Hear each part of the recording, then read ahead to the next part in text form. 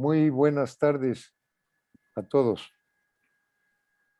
Sean bienvenidos los integrantes y representantes de Movimiento por la Patria y de Mexicanos por México, que juntos vamos a iniciar esta 13ª conferencia en esta etapa preelectoral, en esta ocasión, con la visita y con el honor para todos nosotros de la presencia del doctor Francisco Barnés de Castro.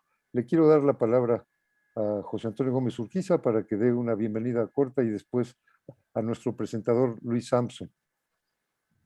Claro que sí. Muy buenas tardes. Qué gusto, Paco, tenerte aquí esta tarde. Estamos con mucha ilusión de escucharte por tu trayectoria en las energías, que es tema importantísimo en este momento, y por tu trayectoria en la UNAM, culminando con la rectoría, que extrañamos no se hayan cumplido todos los planes que tenías en la rectoría, pero fue muy agradable verte actuar. Y bienvenido a nombre de nuestros dos grupos, Movimiento por la Patria y Mexicanos por México, a esta conferencia. Gracias. Daremos entrada a todas las personas, ¿verdad, José Antonio? Sí, damos entrada a todos. En este momento va a tomar la palabra nuestro compañero de Mexicanos por México y de Movimiento por la Patria, que es Luis Sampson, para que haga la presentación formal de nuestro invitado de honor, que en esta ocasión será Francisco Barnés de Castro. Adelante, por favor, Luis Sampson. Buenas noches. Es para mí un gran honor presentar al doctor Francisco José Barnés de Castro y hablar un poquito sobre su semblanza. Es ingeniero químico por la Facultad de Química de la Universidad Nacional Autónoma de México y obtuvo los grados de maestro en ciencias y doctor en ingeniería química en la Universidad de California en Berkeley. En la UNAM fue profesor de tiempo completo entre 1973 y 2015, fecha en que se jubiló. Fue director de la Facultad de Química de 1986 a 1993, secretario general de la UNAM de 1993 a 1995, culminando como rector de la Universidad Nacional Autónoma de México entre 1997 y 1999. En el sector público ocupó los cargos de secretario técnico de la Comisión Petroquímica Mexicana de 1982 a 1986, director general del Instituto Mexicano del Petróleo entre 1995 y 1996, secretario de Política Energética y Desarrollo Tecnológico de 2001 a 2004, subsecretario de Hidrocarburos en 2004 y comisionado de la Comisión Reguladora de Energía por 2 periodos consecutivos, de 2004 a 2014. Ha sido miembro de diversos consejos consultivos y del Comité Consultivo Público Conjunto de la Comisión para la Cooperación Ambiental de América del Norte, así como de los consejos consultivos de la Universidad de Guanajuato y del Sistema de Investigación, Innovación y Desarrollo Tecnológico del Estado de Yucatán.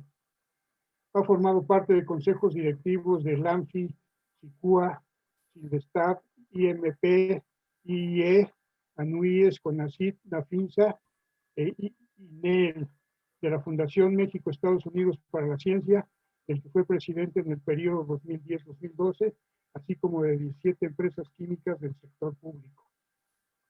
Actualmente es miembro de los consejos directivos de la Fundación INCO, de la Fundación ICA y del Laboratorio Nacional de Informática Avanzada, que preside actualmente, así como consejero independiente de Estrategia de Energía Eléctrica Comercializadora y de Pellet México. Ha recibido los siguientes premios y reconocimientos: Premio Banamex de Ciencia y Tecnología, Premio Ceranese de Tecnología Química, Premio Nacional Andrés Manuel del Río, otorgado por la Sociedad Química de México,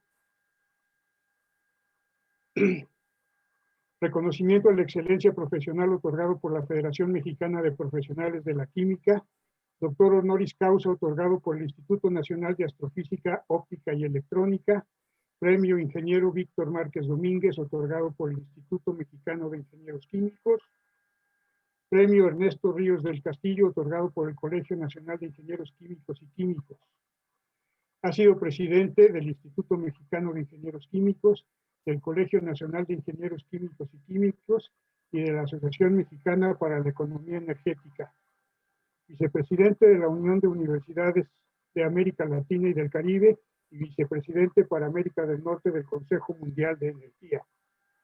Es autor o coautor de más de 20 trabajos en revistas científicas y más de 50 trabajos sobre temas educativos y de divulgación, de 2 libros, Ingeniería de Procesos y Avances Tecnológicos en la Industria de Refinación, y de 2 patentes internacionales. Actualmente es socio director de Cifra 2 Consultores. Es un honor para mí haber presentado al doctor y amigo Francisco Barnés de Castro, quien nos dará el tema las energías limpias y la Comisión Federal de Electricidad. Adelante, gracias, Francisco Luis. Barnés. Déjame ver si puedo compartir la pantalla.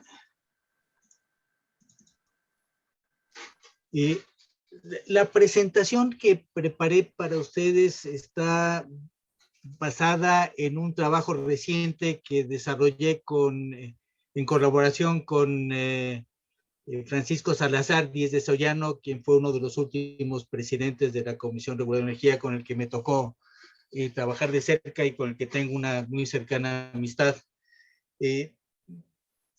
Consultándonos en esos días sobre los temas de los costos evitados a la CFE por las energías limpias y la contribución a la reducción de emisiones contaminantes, empezamos a afinar el lápiz, a determinar un poco con mayor precisión de qué estábamos hablando, y decidimos escribir una nota que se publicó recientemente, y sobre esto está basado esta plática que les quiero dar a ustedes el día de hoy. Básicamente, déjenme ver si creo que les estorba varias de estas cosas. Lo que queríamos es revalorar que los esquemas regulatorios que desarrolló la Comisión Reguladora de Energía para impulsar las energías renovables antes de que entraran la ley de la industria eléctrica y las nuevas, el marco jurídico que regula el sector eléctrico, y que por acuerdo de los congresistas se respetan a los contratos legados, a los contratos que fueron aprobados a las sociedades de autoabastecimiento antes de la aprobación de la entrada en vigor de la ley, en los términos en que fueron autorizados por la Comisión Reguladora y por el tiempo que duren sus contratos de interconexión con el SENACE, que son típicamente de 20 años. Muchos de ellos ya van a más de la mitad del camino y por tanto faltan relativamente poco para que venzan. Otros fueron más recientes porque se entraron en operación, aunque habían sido autorizados antes de la emisión de la ley, entraron en operación un par de años o 3 años después de la emisión de la ley. Y que han sido fuertemente criticados por la Comisión Federal de Electricidad, alegando que le generan un déficit importante, particularmente el porteo de estampilla postal o porteo verde. Fue el único instrumento de fomento o de promoción que otorgó el gobierno mexicano a las energías limpias, cuando en otros países del mundo estaban otorgando apoyos mucho más significativos ya fuera la inversión directa o a la generación de energía renovable, que le pagaban un precio muy superior a los costos del mercado.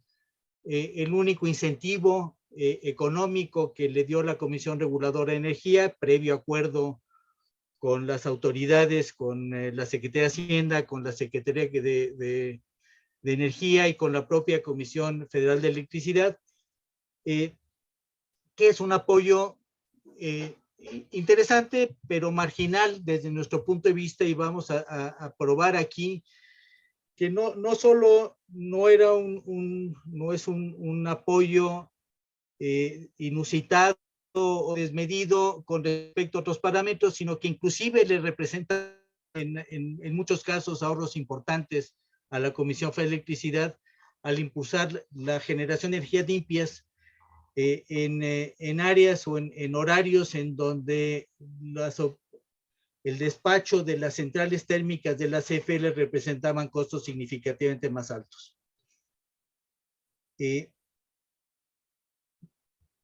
La segunda tema que estamos buscando es estimar los beneficios directos o los ahorros que representaban al país y a la Comisión de Electricidad la entrada de energías renovables o energías limpias. Costos directos, los costos que están internalizados para los participantes del mercado. Y por último, una estimación de los costos de las emisiones de la generación térmica con combustibles fósiles, los costos no internalizados, los que estamos pagando todos los mexicanos, ya sea a través del medio ambiente o la salud, o los subsidios implícitos o explícitos a las energías fósiles, y que lo que hacen es que tienen un beneficio al no cobrarles los costos que conlleva en términos del impacto a la salud y al medio ambiente el uso de combustibles fósiles para la generación de energía eléctrica. Entonces, son las tres etapas de los que quiero llevar del esquema de razonamiento que seguimos para demostrar que no solamente no representan un subsidio a las energías renovables indebidos, sino que representan un beneficio para la propia Comisión Federal de Electricidad y, por supuesto, para todos los mexicanos. La primera parte es la parte de costos de generación evitados, pues está basada en la estimación del combustible usado por cada tecnología que puede ser desplazada por las energías limpias.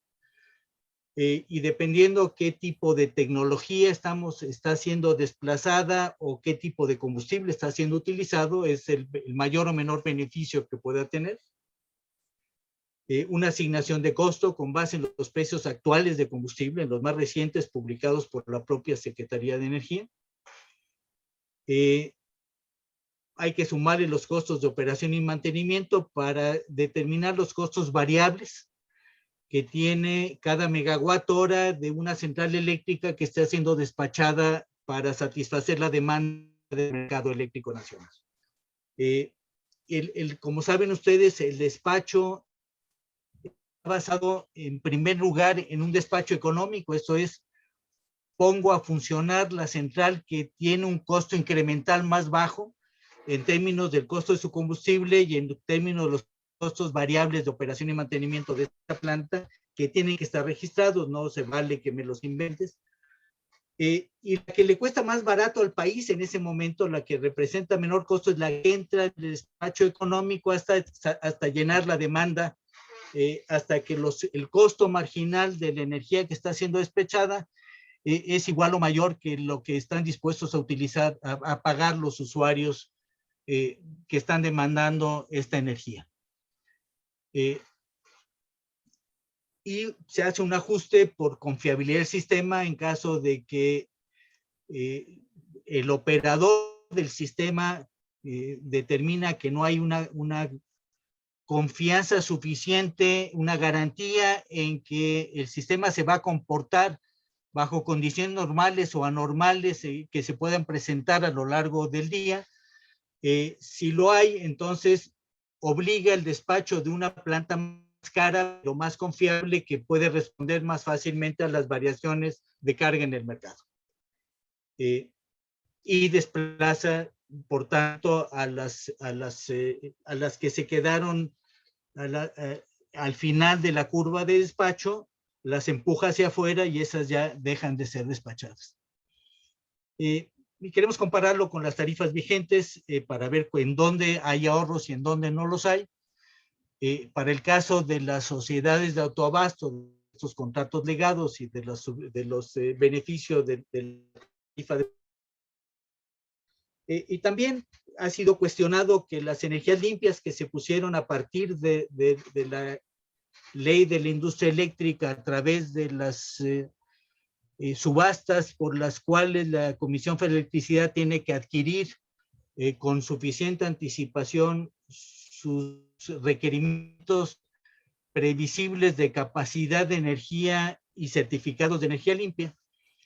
Y no lo puede hacer más que a través de los contratos que ya tiene con las plantas existentes, que básicamente son con las propias plantas de CFE o con las centrales que operaban bajo el concepto de productor independiente de energía. Esto es, la planta y la operación de la planta, la propiedad de la operación está en manos de un privado, pero toda la energía que genera esa planta hasta una capacidad contratada expresamente para la Comisión Federal de Electricidad.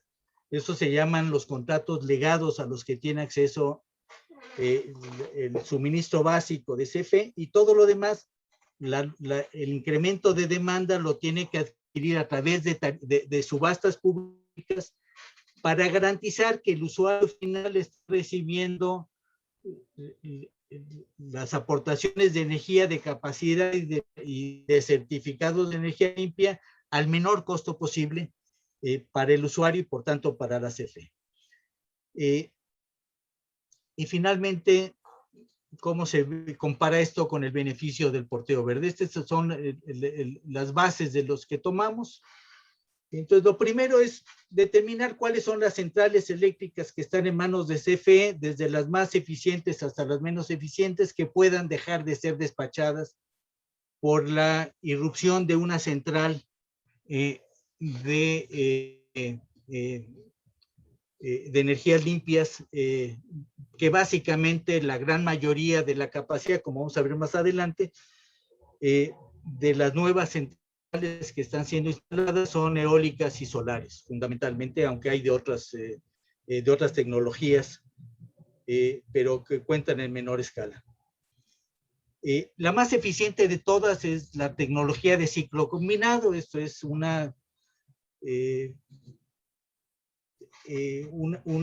tecnología tradicional de turbogás, un turbocompresor que opera como fuerza motriz y fuerza motriz de un generador eléctrico. Y los gases de escape de estos turbogéneros, que todavía tienen un alto contenido están a una temperatura alta y por tanto una energía térmica muy alta, 400 grados o más centígrados, pasan a una caldera de recuperación de calor para generar vapor. Y el vapor mueve una turbina de vapor que mueve un generador y por eso se llama ciclo combinado. La turbina de vapor no utiliza combustible, sino aprovecha el calor de escape de la turbina o de las dos turbogeneradores que están antes, y todos esos típicamente operan o con gas natural o con diésel en el caso necesario. Las centrales viejas de vapor son las viejas, las típicas centrales de vapor, generamos el vapor a acción, una caldera con cualquier combustible industrial, puede ser combustible o puede ser gas natural. Cuando es carbón, el arreglo es diferente, el diseño de la caldera es diferente, y en México le llamamos carboeléctrica, no es, aunque es una central de vapor, le ponemos un apellido diferente. Deficiencias parecidas, son eficiencias bastante menores, 34, 35% son las típicas de la Comisión Federal de Electricidad. Las de combustión interna son motores de combustión interna que operan y mueven un generador. Y estas se utilizan para las áreas más remotas, típicamente para el sur de Baja California, es donde tenemos este tipo de centrales. Y las centrales de turbogas, que es el generador que es el elemento motriz y que opera un generador, que lo usamos básicamente para la hora pico, para modular la curva de demanda cuando ya no tenemos agua disponible en las presas. En México, la mayor parte de la carga adicional que se requiere en las horas pico lo damos con las hidroeléctricas, que no las operamos de manera continua, sino solamente cuando tiene más valor por las características de los ríos y de la orografía del país. Y cuando ya no tenemos agua disponible, echamos a andar las plantas de turbogas, que son de respuesta muy rápida. Entonces, estas son con las que van a competir nuestras centrales, dependiendo la hora y del lugar, las posibles centrales eléctricas de energías limpias, y particularmente las más aborrecidas por ciertos funcionarios, que son las interrumpibles, las solares y las eólicas. Esta eficiencia se convierte en demanda térmica neta, esto es la cantidad de energía que necesitamos por cada megawatt hora, es la cantidad de energía que aporta el combustible por cada megawatt hora que va a generar esa central eléctrica. La primera están especializadas en poder calorífico superior, la otra es el poder calorífico inferior, es solamente un pequeño factor de conversión que es importante utilizar para determinar la energía térmica que tiene que aportar el combustible y por tanto el costo del combustible para generar el megawatt hora.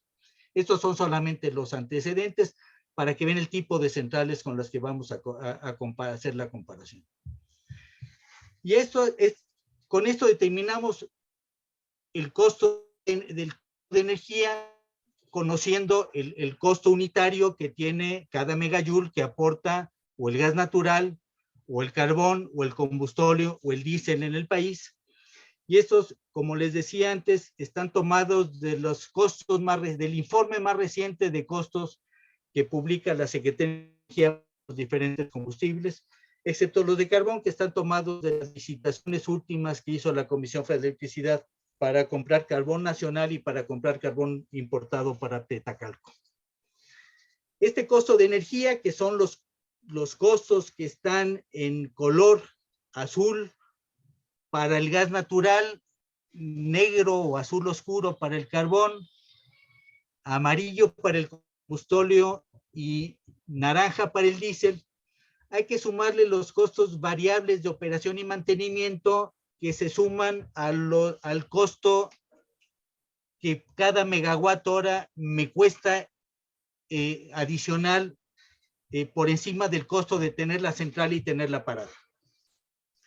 Pues, las centrales paradas tienen un costo que es la amortización del capital, los costos de operación y mantenimiento que son fijos y que no dependen de si opera o no opera la turbina, los costos de personal, la utilidad del inversionista, etcétera, etcétera. Por eso hay que pagarlos, se despache o no se despache la central. Y como les decía antes, en todo el mundo, y México adoptó esa filosofía mucho antes de la ley de la industria eléctrica, lo tenía la Comisión de Electricidad desde hace muchos años, voy a despachar únicamente las que tienen un costo incremental más bajo. La primera que despacho, a menos que por confiabilidad te poner otra, pongo la que me cuesta más barato generar un megawatt hora, el costo adicional más bajo para generar el siguiente megawatt hora. Y como ven, las diferencias de costos son abismales. Una central de ciclo combinado, de las menos eficientes que tiene CFE, que son las que utilizamos porque son las primeras que saldrían fuera, si todas las demás ya las sacamos de operación, o sea, si ya no las dejamos entrar y sacamos una central de ciclo combinado, pues el costo que tiene son 28.5 dólares por cada megawatt hora, fundamentalmente del costo del gas natural.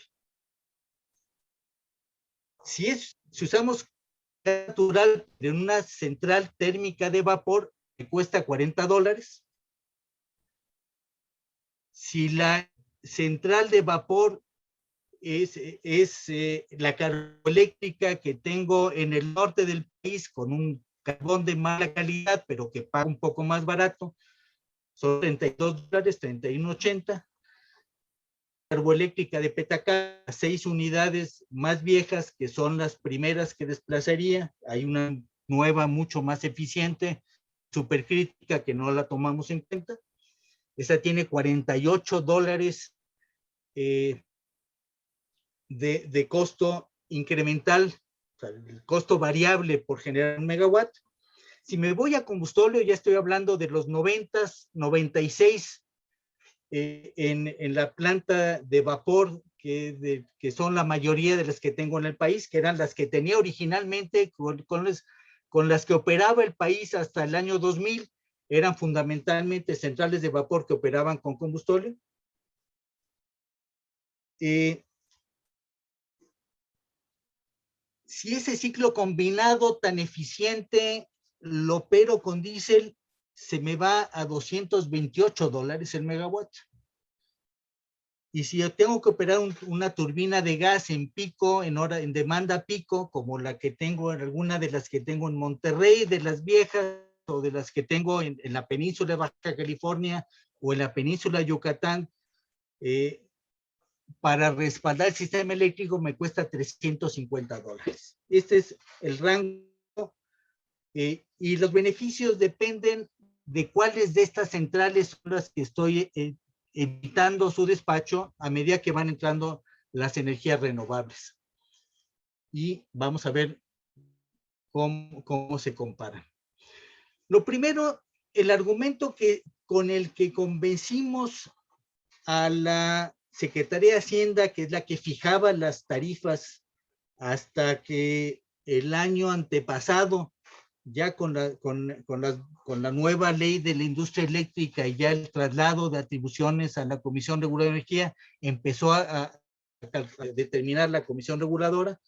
Históricamente todas las tarifas las determinaba siempre la Secretaría de Hacienda, y era la que, por tanto, era la recaudación o no, la que más le importaba, más que a la propia CFE, era la Secretaría de Hacienda, y a la primera que había que convencer, evidentemente a la propia CFE y a la Secretaría de Energía, que una medida de impulsar las energías renovables iba a favorecer a la Comisión Federal de Electricidad, simplemente por evitarle tener que despachar una central de vapor con combustóleo, que es como estábamos generando la gran mayoría de la energía eléctrica cuando estos instrumentos de fomento a las energías renovables fueron autorizados por la Comisión Reguladora de Energía. El primer instrumento fue intercambio de energía en un banco de energía virtual. Esto es, en una sociedad de autoabasto, si está siendo suministrada con energía de una planta solar o una planta eólica, porque al principio solamente hablamos de eólicas, porque las fotovoltaicas todavía estaban muy lejos en competitividad de costos. Cuando sopla el viento, pues hay más energía de la que requieren las centrales, las cargas que están asociadas a la sociedad de autoabasto. Y esta energía sobrante, lo que planteamos en el primer acuerdo de la Comisión Reguladora, esto es, pues te conviene a la comisión tomarlo, y tomarlo al costo de la energía más cara que tienes que utilizar para generar que hubieras tenido que utilizar para utilizar ese megawatt hora. Si entra un solo megawatt, pues quedaste tablas. Si entraron muchos más megawatts y lo estás comprando esos megawatts al costo marginal de la última central que tuviste que despachar, probablemente tienes un ahorro, porque si todas estas energías renovables, eólicas, nubes, hubieran estado funcionando, hubieras tenido que despachar una central todavía más cara. Entonces, Mejor de los casos, en el peor de los casos te quedaste tablas, en el mejor de los casos ganaste. Cuando no sopla el viento, entonces devuelves esa energía a la sociedad de autoabasto. ¿A qué precio? Al precio del nodo en ese momento, al que tiene el nodo en ese momento. Otra vez, en el peor de los casos quedas tablas, en el mejor de los casos ganas dinero. Si no hubieran estado funcionando estas plantas, a lo mejor hubieras tenido que despachar otra central. Entonces, la primera medida era una medida absolutamente neutra en términos económicos y probablemente favorable para la CFE. La segunda medida es: no me cobres la capacidad en la forma tradicional que se cobra en un sistema cuando estás hablando de centrales que son despachadas y despachables. La forma en que cobramos capacidad a una sociedad de autoabasto era: yo te doy el soporte de energía y te cobro la capacidad correspondiente por ese soporte cuando la necesitas. ¿Y cómo lo calculo? Yo mido, el medidor está midiendo cada 5 minutos la energía que está entrando a él, por tanto la potencia que tuve que poner en juego. El promedio de 15 minutos más alto que tenga en el mes, ese es el cargo de capacidad que te aplica una sociedad de autoabasto. Entonces, con que 15 minutos me hayas demandado el doble de la capacidad normal, ese 15 minutos te dispara un cargo de capacidad adicional. Con energías interrumpibles, en donde no todo el tiempo sopla el viento, ni todo el tiempo tengo el sol, con ese criterio, la sociedad de autoabasto acabaría pagando dos capacidades: la capacidad de la energía interrumpible y la capacidad del respaldo que da la CFE, porque hay un mes en el año, ni siquiera en el más ventoso o en el soleado, donde no haya 15 minutos de uno de los días, de los 30 días del mes, en que no haya viento o que no haya sol. Pues el acuerdo que tuvimos con la comisión es: no, en lugar de utilizar los 15 minutos de cualquiera de las horas del día de los 30 días del mes, utiliza como criterio el promedio de las horas pico, donde efectivamente el aporte de capacidad que tienes es cuando vale dinero. Y ese fue el acuerdo. Tomamos una hora para el 2 horas para el agua y 3 horas para el sol. Me parece que era de los horarios pico de los días de la semana donde realmente el aporte de capacidad es importante, y ese fue un acuerdo interesante con la Comisión Federal de Electricidad. Con eso, la mitad de los meses del año me sobra capacidad que te estoy entregando al sistema y no la cobra la sociedad de autoabasto. Otra mitad del año me va a faltar capacidad, pero no es el 100% todos los meses. Rara vez será 100% alguno de los meses. Sería extrañísimo que en un mes no soplara una hora el viento. Y de esa manera se llega a un equilibrio mucho más justo y mucho más equitativo, donde otra vez le demostramos una y otra vez, cuando CFE se quejaba del cambio de reglas, que esto te representa, si acaso, un costo muy marginal cuando es una sola central, y cuando hay un conjunto de plantas, y particularmente cuando estas plantas o tienen un respaldo propio con las plantas de CFE natural, o tienen un respaldo geográfico. Esto es, a una sociedad de autoabasto que tiene una sola planta generando, una planta eléctrica generando energía, esa, cuando la planta solar no está generando, le marca un cargo de capacidad.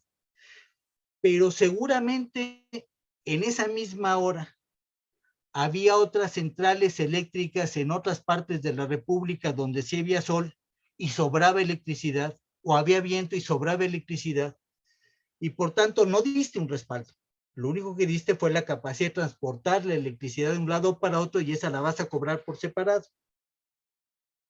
De manera que normalmente este es un mecanismo que debe generar una utilidad marginal adicional a la Comisión de Electricidad. El último fue el más debatido. Lo que planteábamos es no suficiente este incentivo para romper las barreras de entrada de las energías renovables. En otras partes del mundo, insisto, estaban dando en Europa el feed-in tariff, que era tú inyecta electricidad a la red y te la paga un costo fijo, no importa cuánto es el costo marginal del mercado en ese momento, y típicamente ese feed-in tariff, ese costo fijo, era un costo significativamente más alto que los costos de las centrales que estaban entrando en la red y estaban siendo despachados. Eso sí es realmente un subsidio. O te subsidio la inversión, que es lo que estaban haciendo en Estados Unidos. Aquí lo que terminamos es, mira, cuando en la mayor parte del país, en el que está dando el respaldo de capacidad, no solamente en hora pico, sino durante todo el día, son las centrales que están operando con combustible. Y el costo el precio de las tarifas que le has fijado a la Comisión Federal de Electricidad le permiten recuperar el promedio de sus costos y tener una utilidad marginal, pero no le permiten recuperar el costo de las centrales de combustible. Y por tanto, cualquier energía limpia que entre al proceso, aunque no sea de CFE, le va a representar un costo, porque le implica dejar de despachar 1 megawatt de la planta con combustóleo cuya tarifa no le permite recuperar ni siquiera el costo del combustible. Con ese argumento aprobamos una tarifa de porteo preferencial, que era una tarifa de estampilla postal, que era el promedio de los costos incrementales que tiene la Comisión Federal de Electricidad por incorporar a la red los electrones de las energías renovables. No era gratuito, no era subsidiado. No le cobrábamos los costos integrales de tener que ampliar la red, pero sí le cobrábamos todos los costos de tener que utilizar la red y una utilidad adicional.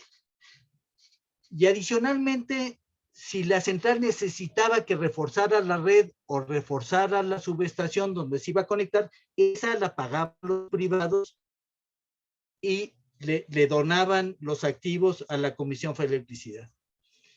De manera que tampoco había un subsidio en la tarifa, había un descuento en la tarifa de transporte con respecto a las que estaban pagando las otras centrales que no se consideraban limpias. Pero no es un subsidio porque no está por debajo de los costos de la Comisión Federal de Electricidad. Insisto, pagaba todos sus costos y además, y eso fue lo que motivó más a la Secretaría de Hacienda a autorizar este mecanismo, evitaba el despacho de centrales de combustible, que tiene un costo mucho más elevado del que puede recuperar a través de la tarifa.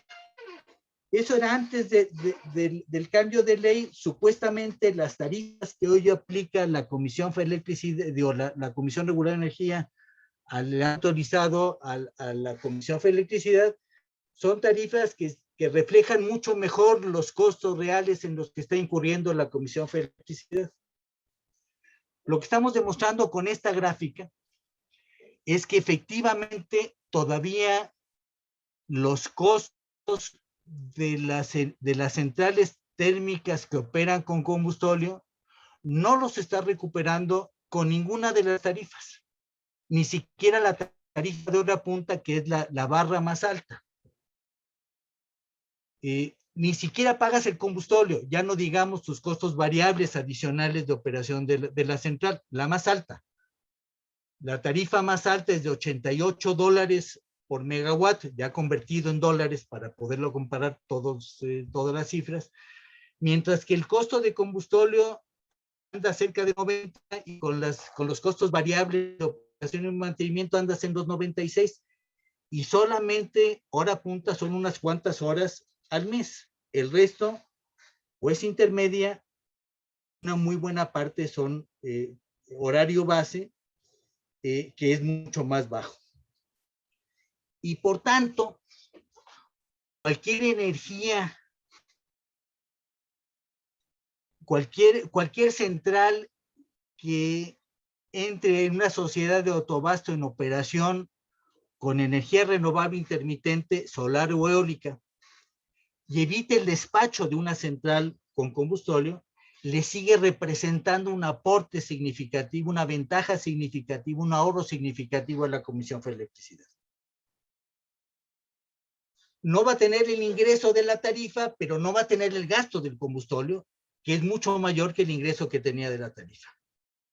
Entonces sí, le roba un megawatt que hubiera tenido que aportar la Comisión Federal de Electricidad si no existiera esta central eólica o solar en la sociedad de autoabasto.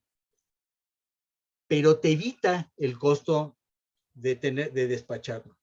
Si la central que evité es una central carboeléctrica, la de Petacalco, o una central térmica que opera con vapor, el perjuicio que te hice fue relativamente bajo, y se compensa por el beneficio de lo que sí te ahorro en hora punta, donde de todas maneras hubieras tenido que echar a andar las centrales, alguna central con combustóleo, que son las que estaban fijando el precio, y todavía hoy están fijando en algunos lugares el precio.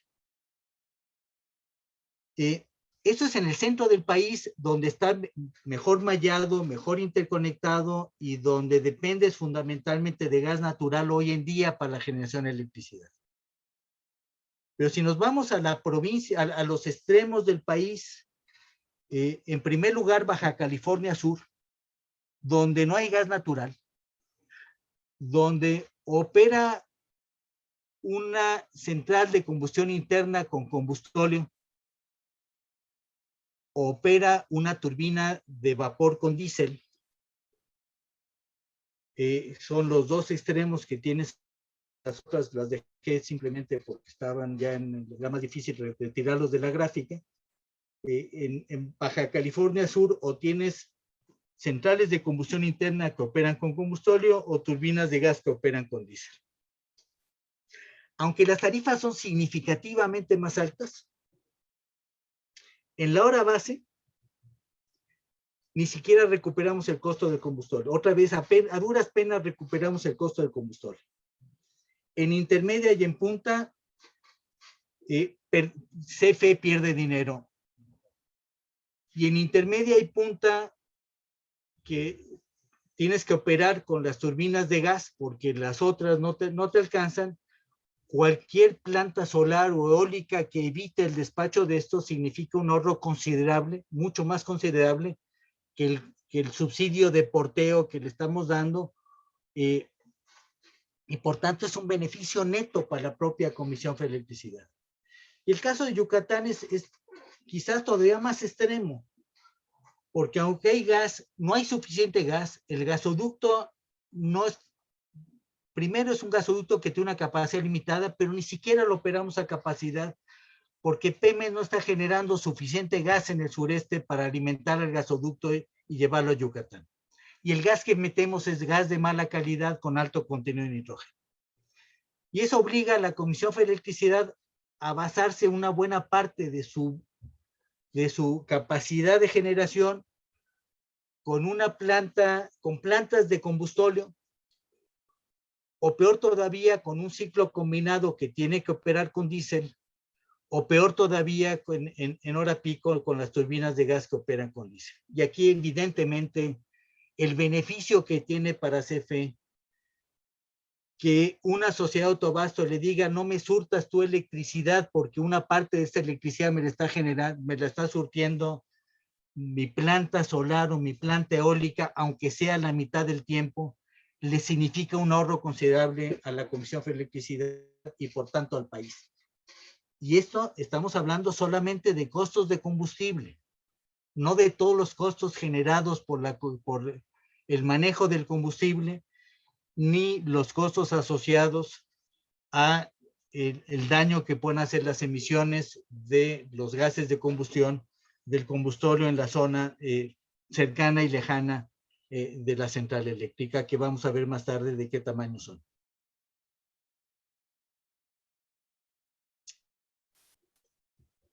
De manera que vamos a ver primero la sociedad de autoabasto, porque incorporen energías eólicas o solares, no te hacen un daño, no te quitan un cliente, al revés, te estaban generando un beneficio cuando estábamos impulsándola, sobre todo. Al principio que estábamos compitiendo unas cuantas centrales nuevas fotovoltaicas eólicas con la gran mayoría de centrales de combustóleo que eran las que teníamos en el país. Los primeros mecanismos que dimos no fueron suficientes, sino fue el porteo verde el que realmente fue el impulsor de las energías limpias, de acuerdo a las estadísticas que teníamos de los permisos que otorgó la CRE, tanto en número de permisos como en capacidades, como en capacidades autorizadas, como las capacidades que entraron en operación. Aquí les resumo rápidamente. De 96 a 2005, que era la vida previa a las energías renovables intermitentes, prácticamente no había ninguna. Las únicas renovables que había eran centrales, unas cuantas. Estoy quitando las centrales de la propia CFE, de las grandes hidráulicas que no necesariamente se consideran limpias. Estoy quitando la geotérmica porque no tenía permisos y tampoco se ha construido desde entonces a la fecha. Esos son los permisos que se le dieron a los permisionarios privados. Había 6 permisos para mini hidráulicas que no habían entrado en operación, más que una cantidad pequeña en operación. Había un par de permisos para biomasa, que eran ampliaciones de ingenios azucareros. Había 4 permisos para biogás que no estaban, que eran las plantitas de biogás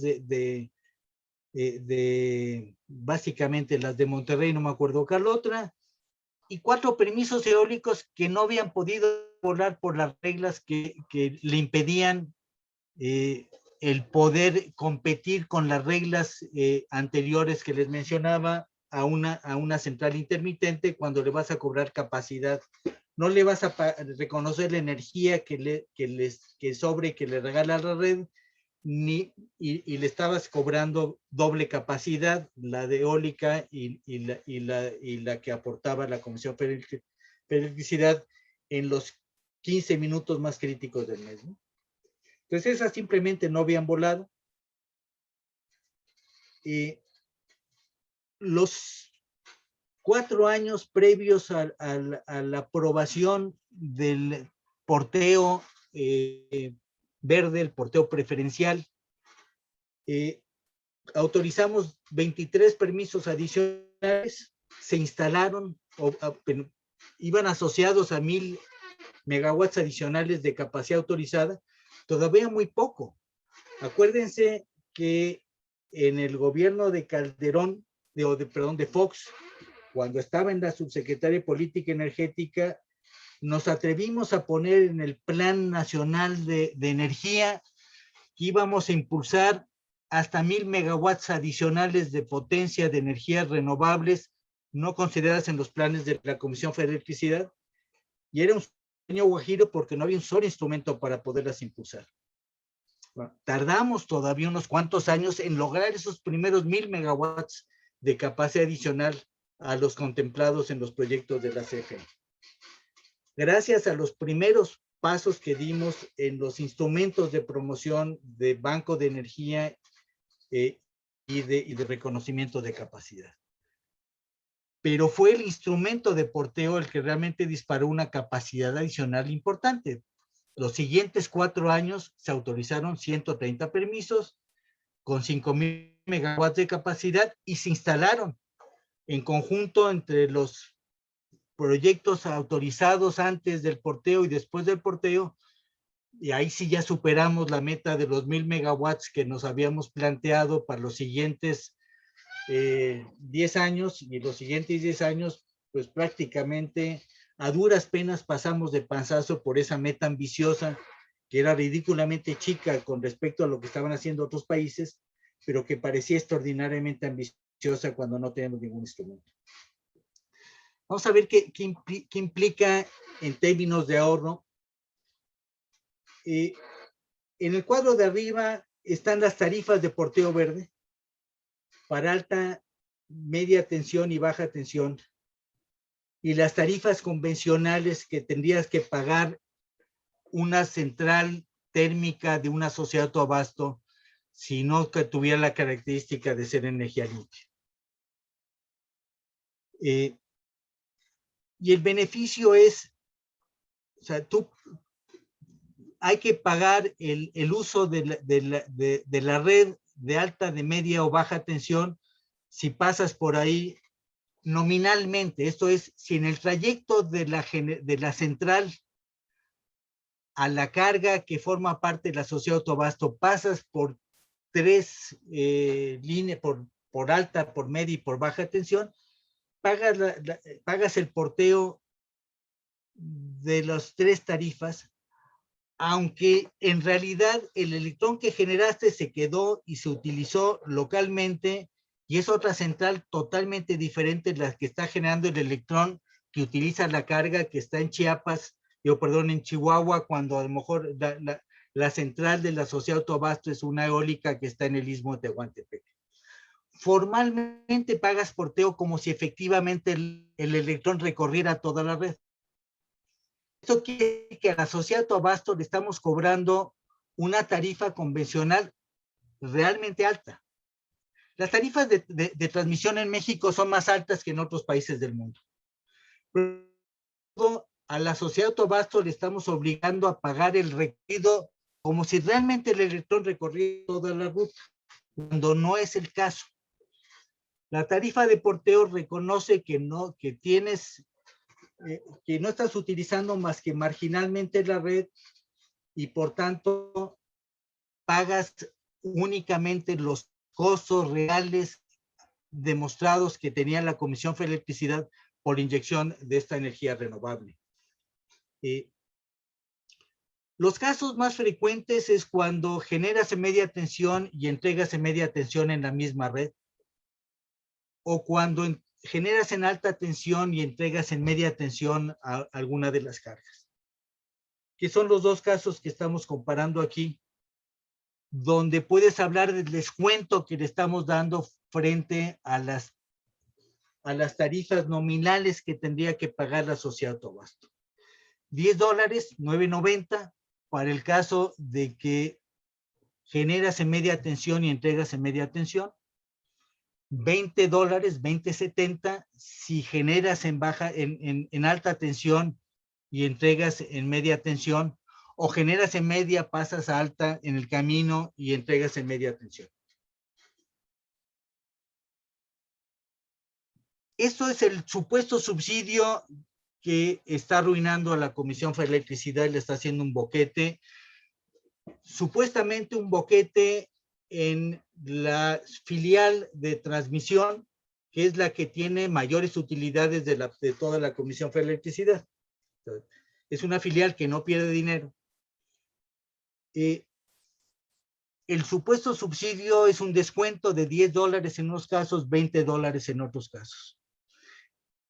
Les recuerdo que a las nuevas centrales de generación de electricidad con energías limpias no les estamos dando este beneficio de porteo, pero sí les estamos dando un certificado de energía limpia por cada megawatt hora que genera.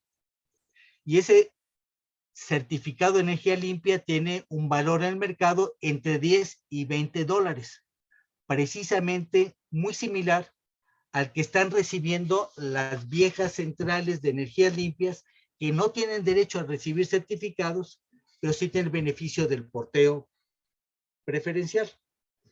Y lo primero que vemos es que ese beneficio anda del orden de magnitud del que el Congreso de la Unión y el gobierno de la República determinaron que había que darle a las energías limpias para impulsar el desarrollo de energías limpias en el país a través de los certificados de energía limpia. Pues para empezar, son del mismo orden de magnitud lo que estamos entregando o dando de descuento. Pero además, comparen otra vez con lo que le estamos evitando de costo a la Comisión Federal de Electricidad si evitamos el despacho de una central que opera con combustóleo o de una central carboeléctrica que opera con carbón importado. La franja amarilla es el costo variable incremental por cada megawatt. La barra roja es lo que le paga, lo que recauda en tarifa por ese megawatt en hora punta, intermedia o en base. Y la barra azul es la pérdida que tiene CFE por generar electricidad en esa hora con combustóleo, porque no recupera el costo del combustible con la tarifa. Y les recuerdo que el costo de combustible es costo de combustible puesto en refinería. Hay que pagar todavía, y la CFE tiene que pagar el costo de transportar el combustóleo de la refinería a la central y tenerlo almacenado, que ese no está contabilizado aquí.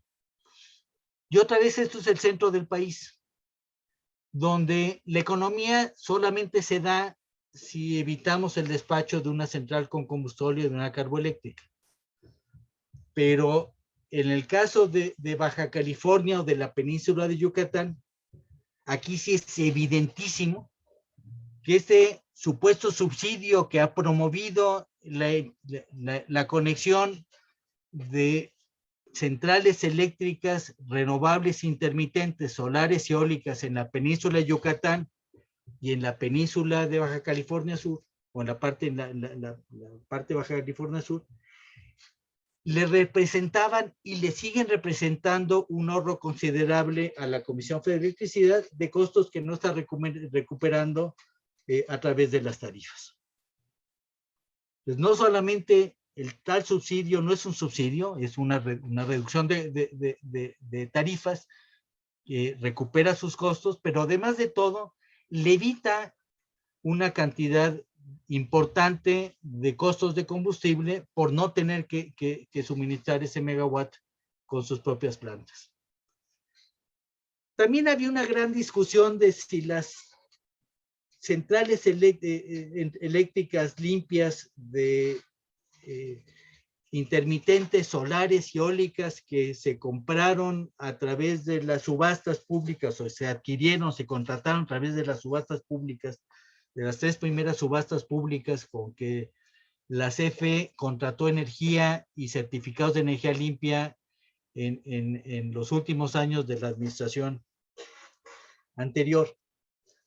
Como ven, aquí están los costos promedio en la tabla de la izquierda de lo que resultaron de las subastas. La primera subasta fue de $48, $47.78 el promedio por megawatt hora de energía y de certificado. O sea, son la suma de las dos cosas.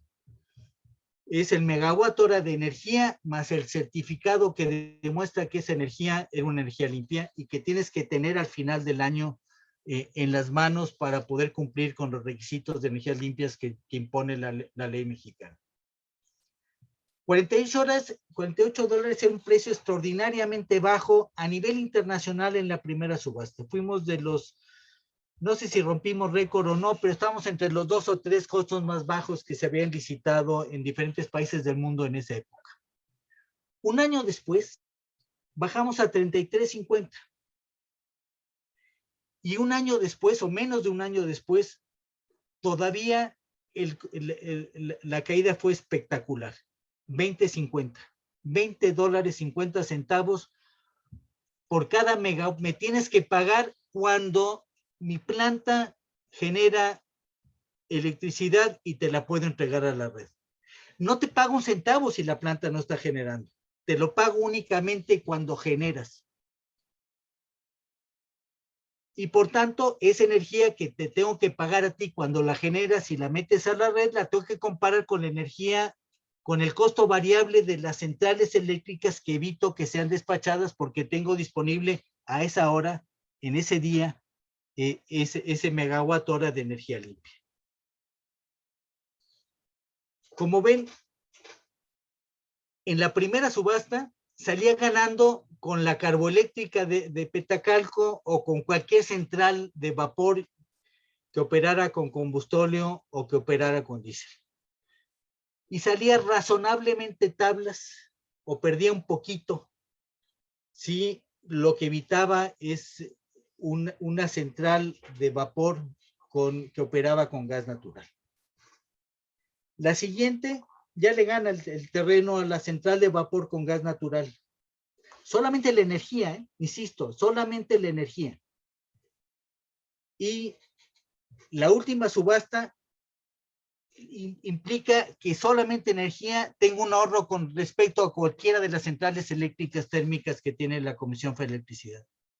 Pero además, cada megawatt le aporta un certificado de energía limpia que en el mercado vale entre 10 y 20 dólares. Que de todas maneras tendría que haber salido a comprar la Comisión Federal de Electricidad para cumplir con la meta que fijamos para nivel nacional. De manera que el alegar que las subastas le generaron un deterioro económico a la Comisión Federal de Electricidad es absolutamente falso. No solamente le aportan energías limpias, no solamente le permiten cumplir, no solamente le están entregando certificados, sino que en muchos casos además le implican un ahorro con respecto a tener que despachar una central con costos de combustible más altos. Y esto es la primera parte, solamente los costos explícitos, los costos que tiene que pagar la Comisión Federal de Electricidad o los costos que le evitamos a la Comisión Federal de Electricidad. Pero sabemos y cada vez está más documentado que el utilizar combustóleo, carbón, en mayor medida, hacemos un daño a la salud por las emisiones de CO2, de partículas finas, de metales pesados que generan el uso de combustibles fósiles. En menor grado si utilizas diésel o gas natural porque emiten menos contaminantes de este tipo. Pero también todos ellos generan gases de efecto invernadero que hoy queremos evitar a toda costa para poder cumplir con un futuro donde tengamos una generación neutra. Esto es que cada megawatt hora que generemos o lo hacemos con energía limpia o estamos comprando derechos de emisión porque en otra parte del mundo alguien que en otra parte del mundo puede evitar más fácilmente que nosotros las emisiones de CO2 y su derecho de emisión te lo traslada a ti a través de la venta de un certificado. Entonces, ¿cómo valoramos este costo a la salud y al medio ambiente? Hay muchos estudios que lo hacen y hay cifras muy contundentes de cuánto generamos en vidas evitadas, que esos no tienen costo, pero sí en daños a la salud, al sistema público por enfermedades respiratorias o por incidencia de cáncer o por corrosión generada por los gases ácidos de las plantas. Sí hay medidas y son muy disparejas en términos de los cálculos, pero lo que sí tenemos como evidencia son los costos de los certificados de emisiones evitadas que puedes comprar en mercados eficientes que se han diseñado con el propósito precisamente de que de manera colectiva podamos lograr las mismas metas de reducción que si le imponemos una meta de reducción a cada uno de los generadores de emisiones importantes en un país determinado. Entonces, primero valoremos cuántos son estas emisiones. otra vez, la parte izquierda son las toneladas de CO2 que estamos generando por cada megawatt hora que generamos con una central, dependiendo del tipo de central y del combustible que utilizan. Las azulitas otra vez son con gas natural, las naranjas son con diésel, las amarillas con combustóleo y la negra con carbón. Pasamos desde 440 toneladas de CO2 por un ciclo combinado no muy eficiente, de los más viejos que tiene CFE, a 1000 toneladas por megawatt hora de una carboeléctrica. Esto tiene impacto para las metas de control de emisiones de gases de efecto invernadero. Pero en términos de impacto sobre la salud y sobre el medio ambiente, los dos componentes más dañinos son el SO2, o los tres componentes más dañinos son el SO2 en primer lugar, porque corroe la propia planta, porque corroe en la vecindad y porque forma lluvia ácida a lo largo del camino hasta que finalmente la lluvia o el agua o la humedad lava el gas y lo convierte en ácido sulfúrico, en una partícula fina de sulfato de amonio, que a su vez acidifica el suelo donde cae o daña a los pulmones de quien lo respira. Y aquí sí, los grandes culpables son en primer lugar el combustóleo, con mucho por el alto contenido de azufre que tiene nuestro combustóleo, y en segundo lugar el carbón.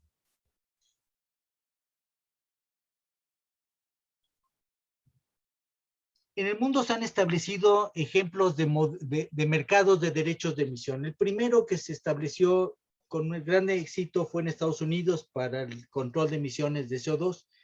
El segundo es, vamos a verlo más adelante, es el mercado de emisiones de gases de efecto invernadero de CO2 equivalente en el mercado europeo. ¿En qué consiste el mercado de derecho de emisiones? Lo primero es crear un incentivo, un desincentivo económico para que el conjunto de plantas industriales reduzca de manera colectiva las emisiones de gases a la atmósfera de la manera más económica posible para alcanzar las metas de reducción que un país se determina por política pública. Queremos pasar de 100 a 50. Entonces, a las plantas que están emitiendo 100 les vamos a dar derechos de emisión. Primero les vamos a autorizar a emitir a las grandes y les vamos a dar derechos de emisión que van a ir reduciéndose año con año para alcanzar la meta que queremos. Entonces, los elementos básicos es fijo un techo de emisiones que tiene que ir bajando anualmente, muy parecido a como lo hicimos con la sustitución de energías con combustibles por energías limpias.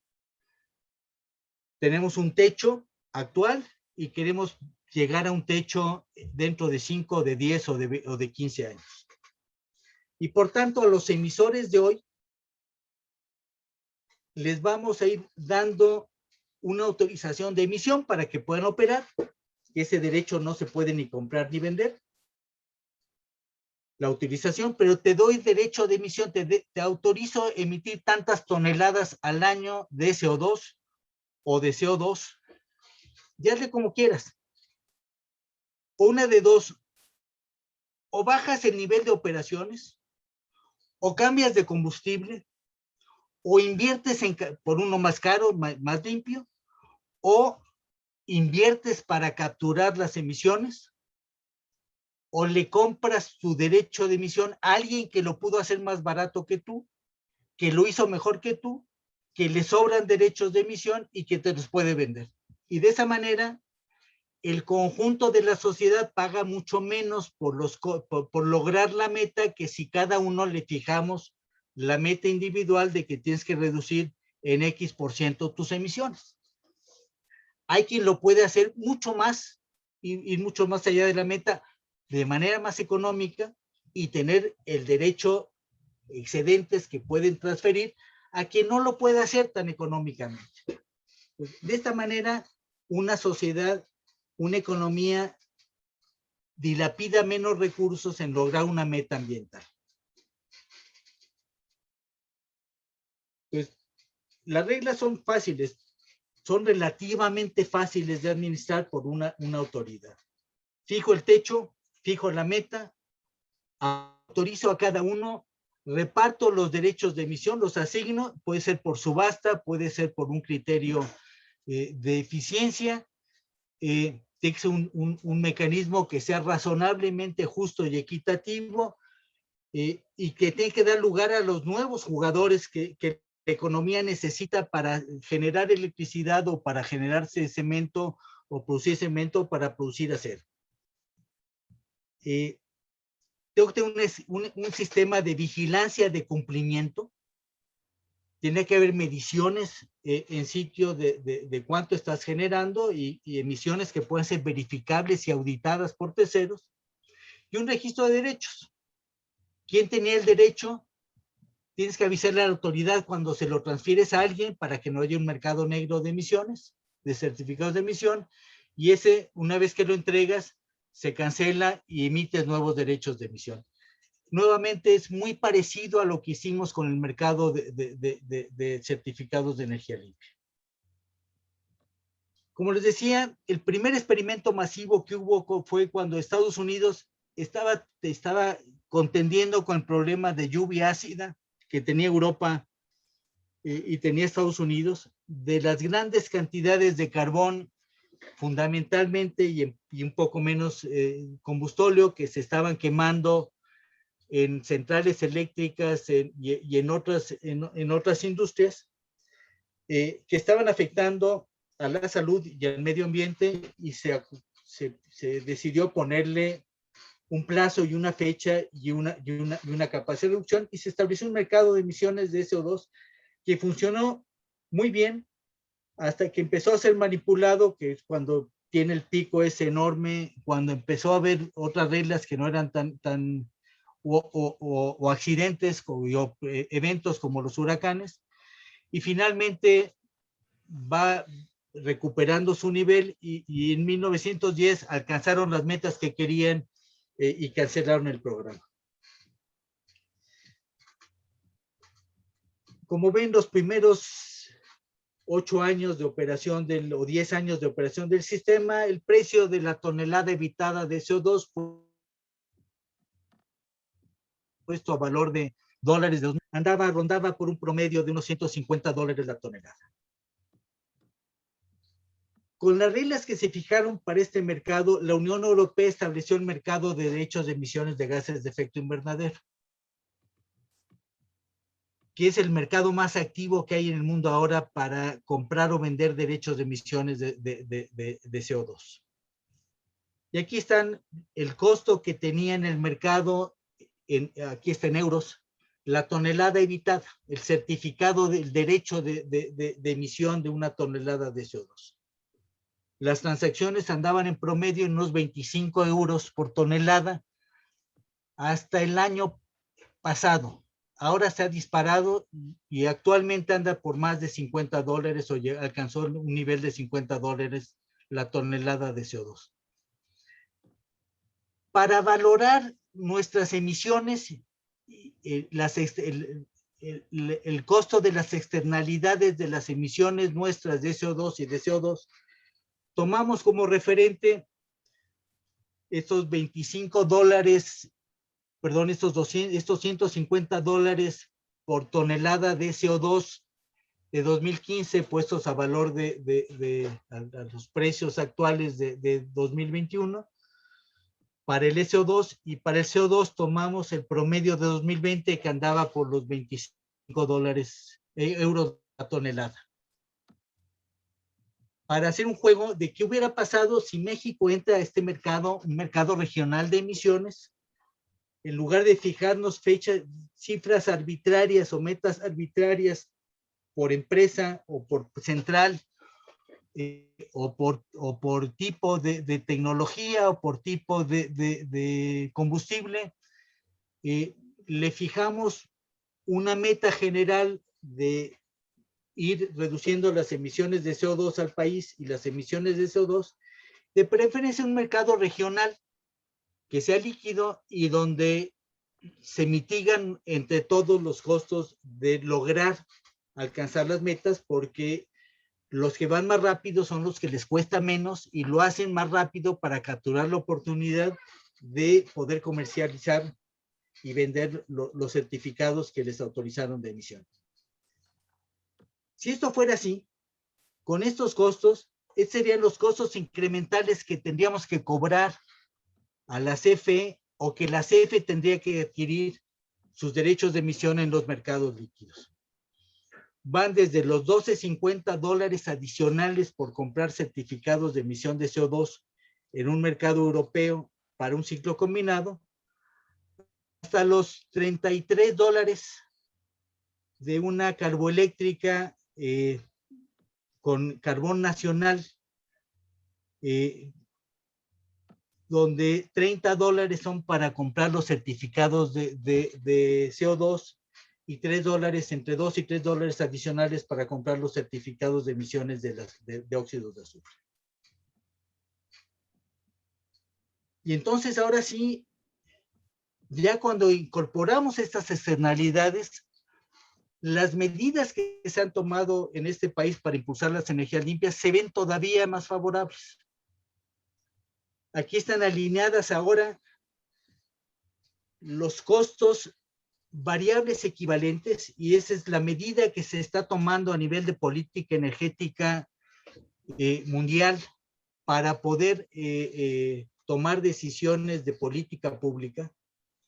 El costo equivalente, variable equivalente, es el costo explícito de la compra de combustible y de los costos variables de operación y mantenimiento, más el costo que tendría adquirir en un mercado eficiente el derecho de emisión de los gases que quiero controlar. Y en este caso, tomamos nada más como ejemplo CO2 y SO2.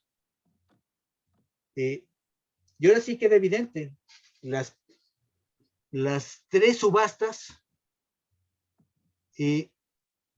con mucho le resultan más económicas al país que seguir quemando combustibles fósiles, aún gas natural, en las plantas más eficientes, excepto entre el ciclo combinado, excepto cuando compite con los costos de la tercera subasta. Pero cuando compite con los costos de la segunda y la tercera subasta, hasta el ciclo combinado más eficiente, conviene pagarlo para recibir el costo, la energía que se adquirió a través de las subastas públicas con las que la Comisión Federal de Electricidad compró energía.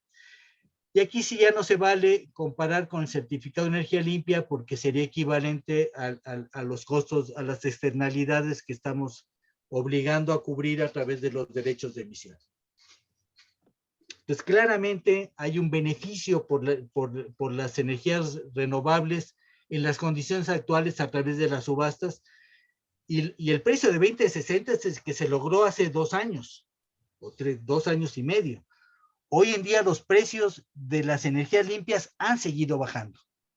Las tecnologías son cada vez más baratas y, por tanto, si hacemos una nueva subasta, los precios se vendrían todavía más para abajo. Y comparémoslo con el supuesto subsidio del porteo verde. Este sería para el sistema interconectado.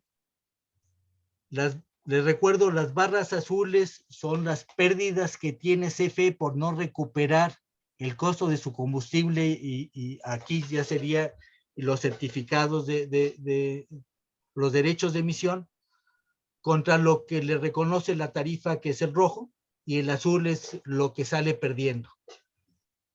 Evidentemente, esas pérdidas son muy superiores que el incentivo que se dio entre $10 y $20 al despacho de las energías limpias intermitentes, o las energías limpias,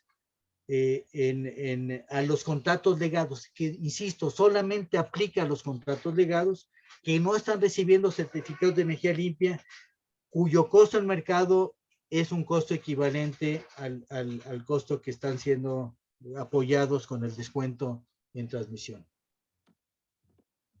Entonces, yo creo que queda claro los beneficios de las energías limpias en este país y que no hay tal de daño al patrimonio de la Comisión Federal de Electricidad, sino más bien al contrario. Se le han reducido costos reales al evitarle despachar con combustibles caros y muy particularmente se evita el daño a la nación por el uso de combustibles que afectan a la salud y al medio ambiente, y que si estuviéramos en un mercado regional de derechos de emisión serían equivalentes a los que tenemos que estar pagando. Pero quisiera hablar solamente un par de láminas adicionales para el caso típico del daño que estamos haciendo con el uso, forzando el uso de combustible en las centrales eléctricas del país. Es una fotografía reciente de la central de Petacalco, donde quizás hacemos menos daño al ambiente de todas las centrales que pueden usar combustible en el país. Donde hacemos más daño, evidentemente, es Tula y Salamanca, o Tuxpan, que están cerca de zonas pobladas, particularmente Tula de la Ciudad de México, o Manzanillo, que afecta al puerto, donde se está usando hoy en día combustible. Tomé Petacalco porque primero me sorprendió ver que las 6 centrales de 350 megawatts, que son las que están descargando en las 3 chimeneas, y se ve claramente las plumas de las 2, es una pluma que es típicamente combustible. Aquí no están quemando carbón, es más, dejaron de comprar carbón para quemar combustible, y al dejar de comprar carbón, la central más eficiente, la de 680 megawatts, que tiene una eficiencia mucho más alta, de 41% de eficiencia, esa no la podemos poner a funcionar porque no nos tomamos la molestia de comprar el carbón, porque íbamos a reemplazarlo por combustible. Entonces, desafortunadamente estamos dejando de quemar carbón, y escuchen esto, estoy cuestionando que dejemos de usar carbón, que debemos estar dejando o penalizándolo, por usar combustible, y van a ver por qué.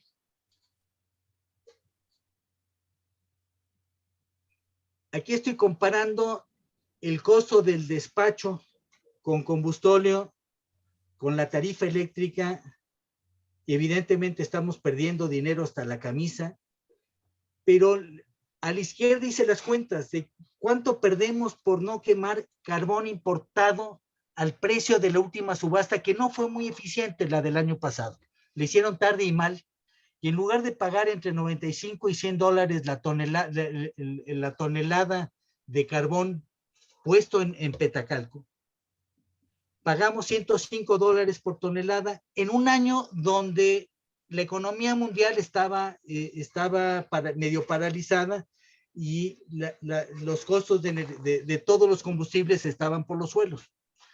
No sé qué hicimos en esa licitación, que en lugar de que nos salía más barato el carbón, nos salió un poco más caro. Comparando el costo del combustible que da la Secretaría de Energía a nivel nacional puesto en refinería, contra el costo de carbón importado puesto en Petacalco, de esa subasta ineficiente o mal hecha, estamos quemando 2.2 millones de dólares al día. 2.2 millones de dólares al día en esas 6 centrales, solamente en esas 6 centrales. Las pérdidas anuales son de 800 millones de dólares. Esto es con un factor de planta de 85%, ni siquiera es a plena capacidad. 85% es el promedio de uso, del factor de uso de esta central. Estamos quemando 800 millones de dólares por quemar combustible en lugar de estar quemando carbón. Y estamos tirando a la atmósfera 950 toneladas al día de CO2, que en la atmósfera se convierte en 1.200 toneladas al día de ácido sulfúrico. Esa es la capacidad de una planta promedio de ácido sulfúrico industrial.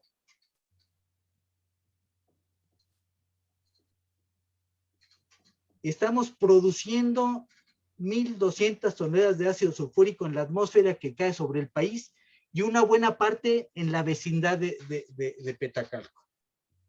Pero peor todavía, como esta es una central que está diseñada para quemar carbón y no combustóleo, y el combustóleo que tenemos es un combustóleo que además de tener un alto contenido de azufre, tiene un alto contenido de vanadio, y aquí los químicos, colegas, me van a entender más. El vanadio que trae el combustóleo en la flama se quema, se oxida igual que el carbón y se convierte en pentóxido de vanadio, volátil, sale con los gases de combustión y cuando encuentra una superficie fría, la primera superficie fría que encuentra, en esa se deposita. Y típicamente son las primeras superficies de intercambio de calor de los intercambiadores donde recuperamos el calor de los gases de combustión de una central eficiente. En los sitios donde se deposita en Petacalco, a diferencia de las centrales térmicas que están diseñadas para quemar combustóleo, aquí se deposita justo donde hace más daño, donde se activa como catalizador y empieza a convertir el SO2 que está saliendo de la combustión a SO3, que con la humedad del aire se convierte en ácido sulfúrico dentro de la propia caldera. Y empieza a corroer de manera acelerada todos los tubos de recuperación de calor que encuentra en su camino. Y esto no es teórico. El primer año que estuvo operando Petacalco con combustóleo, porque todavía no estaban las líneas de transporte de carbón, tuvimos una corrosión acelerada de todas las calderas que estuvieron funcionando. Entonces, además de quemar $800 millones de combustible indebido para el que no fue diseñada la central, estamos corroyendo de manera acelerada las 6 unidades que están operando en este momento con combustóleo. Díganme si no es una decisión sensata o no. Como conclusión, señores, las energías limpias que fueron adquiridas por la CFE a través de las 3 primeras subastas le representan un ahorro sustancial respecto a los costos variables en que debería incurrir para despachar en su lugar las centrales térmicas, independientemente del combustible que operen, y muy particularmente cuando estas centrales evitadas son con combustóleo con diésel, y esto es el caso típicamente de Yucatán o de la Baja California, y hoy en día con el uso que le estamos dando al combustóleo hasta el resto del país. La energía que es generada por las centrales de autoabasto con permisos de interconexión legados que reciben el beneficio del porteo preferencial, le genera un ahorro a la CFE cuando para atender esta demanda hubiera tenido que despachar una central térmica cuyo costo variable es mayor al vigente. Y otra vez, particularmente el ahorro es enorme en la península de Yucatán o en Baja California Sur. Y los cargos de porteo para centrales que cuentan con permiso, que inyectan a redes, el monto del subsidio en su gran mayoría es equivalente al valor que tienen los certificados de energía limpia que reciben las plantas que fueron construidas o cuyo permiso está ya al amparo de la nueva ley de la industria eléctrica, y muy por encima, es el valor que tienen los mercados internacionales, los derechos de emisión de SO2 y de CO2 que estamos evitando con el impulso de las energías limpias en este país. Pues espero haberlos convencido de que las decisiones que se tomaron en aquel momento por la Comisión Reguladora y lo que está plasmado, los beneficios en la ley de la industria, de la industria eléctrica y de la ley de transición energética de este país, siguen siendo válidos y sigue siendo una enorme ventaja económica para este país que sigamos impulsando las energías renovables, a diferencia de lo que nos han estado planteando en los últimos días por parte de la Comisión Federal de Electricidad.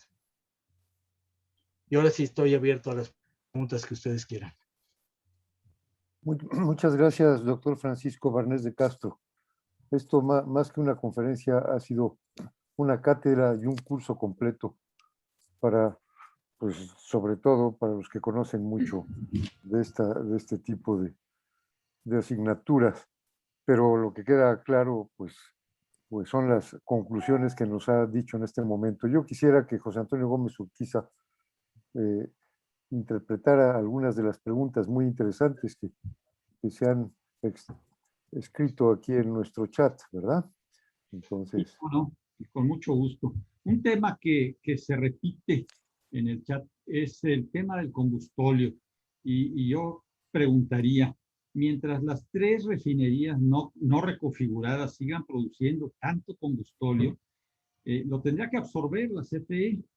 ¿Y qué podemos esperar desde el punto de vista de Pemex para reducir la producción de combustóleo?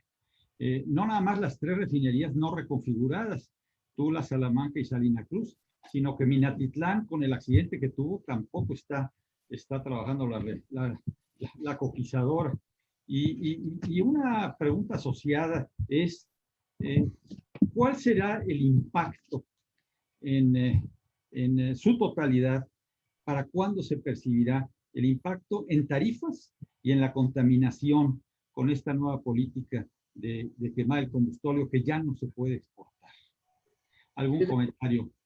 El problema brutal que tenemos es un problema de producción excesiva de combustible en un sistema de refinación obsoleto, mal mantenido en la administración anterior, pero que esta administración no ha logrado resolver, sino sigue teniendo problemas muy serios de operación. Y déjeme mencionar, ya lo dijiste, tenemos 6 refinerías, de las cuales 3 están reconfiguradas para operar, para que el residual de las columnas de destilación, que son los componentes más pesados, en lugar de diluirlos con diésel para convertirlo en combustóleo y lo vendamos mal y lo quememos indebidamente, lo convirtamos en coque de petróleo que se puede manejar mejor.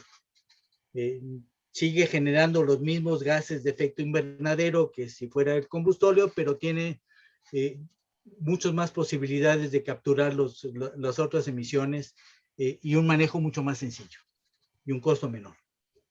Y no solo eso, sino recuperamos mucho más valor de gasolina y diésel por barril de petróleo. El problema es que de las refinerías tradicionales, las 6 refinerías, ni siquiera están funcionando bien, ya no las coquizadoras, las centrales catalíticas, las que son el corazón económico del país, las que agarran lo que sí recuperamos de los pesados de la columna de destilación de vacío, la parte intermedia, lo que es más pesado que la gasolina y el diésel, pero es más ligero que el combustible o que el residual. Ese gasóleo que estamos mandando a las plantas catalíticas para convertirlo en gasolina y diésel, que es el corazón económico de la refinería, es lo que hace rentable a las refinerías modernas. Hace un año estaban en las 6 refinerías tenemos 11 plantas catalíticas. Estaban paradas todas menos una. Hoy están paradas, me parece, 9 o 8 de las... con lo cual generas mucho más residual que no se convierte en gasolina y diésel por el mismo barril, que se va al fondo, que si tienes la coquizadora funcionando, la inundas de un residual a una capacidad mucho mayor que la puede procesar y los echas a perder. Pues estamos sistemáticamente en el país hoy estamos procesando prácticamente los mismos barriles de petróleo que cuando empezó esta administración. 2 años después de una supuesta esfuerzo por darle mantenimiento a las refinerías, estamos produciendo menos barriles de gasolina y menos barriles de diésel y muchos más barriles de combustóleo que hace 2 años cuando encontramos el sistema en pésimas condiciones. 2 años después de un esfuerzo supuestamente grande pero desorganizado de mantenimiento en sus refinerías, están operando en peores condiciones que cuando empezamos. Están operando al 40% y no sabemos qué hacer con el combustible que producimos. Y no sabemos qué hacer porque los mercados mundiales se fueron agotando, porque nadie quiere quemar combustible en calderas industriales. Nadie utiliza ya más que unos cuantos países bananeros en extremos del mundo combustible para generar electricidad. El gran mercado que existía todavía era el de transporte naviero.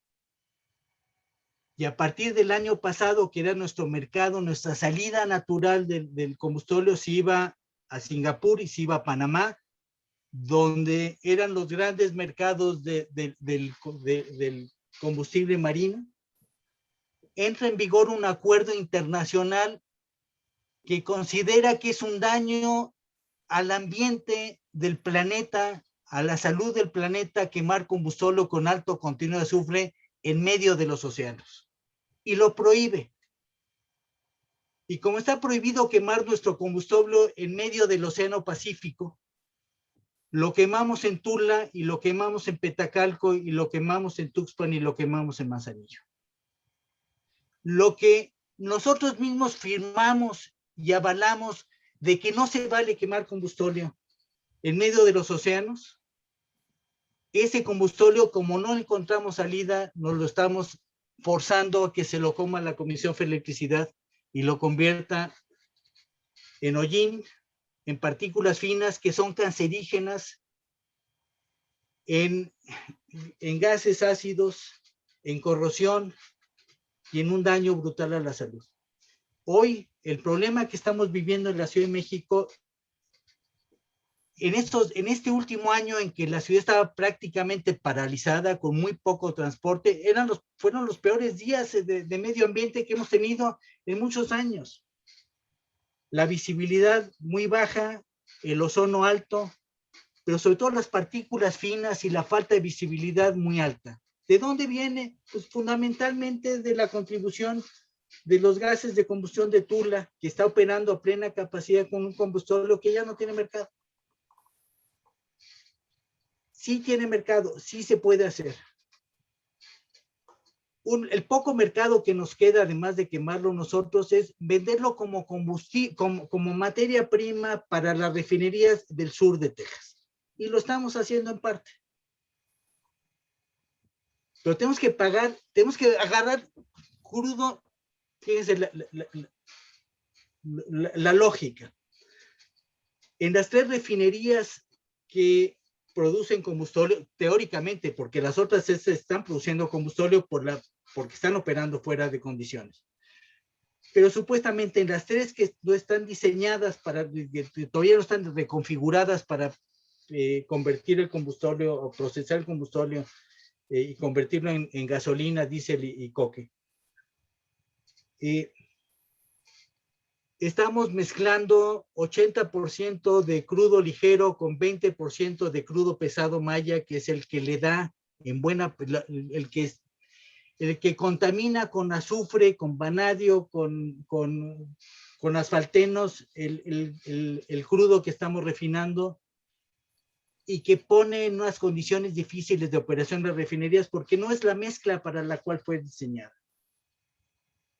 Entonces, mezclamos crudo maya, 20%, lo metemos en la refinería y sacamos 40% de barriles de combustible, que tenemos que embarcar para llevarlo a las refinerías del sur de Texas, pagando el flete por tierra, porque están en tierra las 2 refinerías,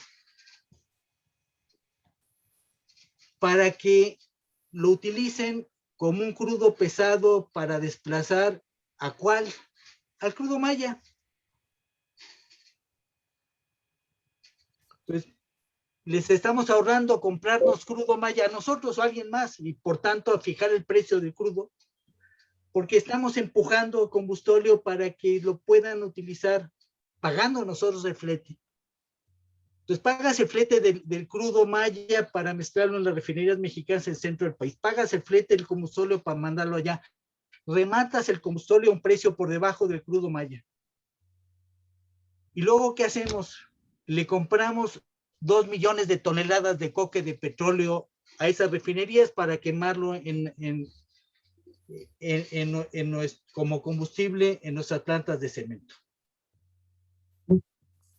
¿No sería mucho más sencillo llegar a un acuerdo? Primero,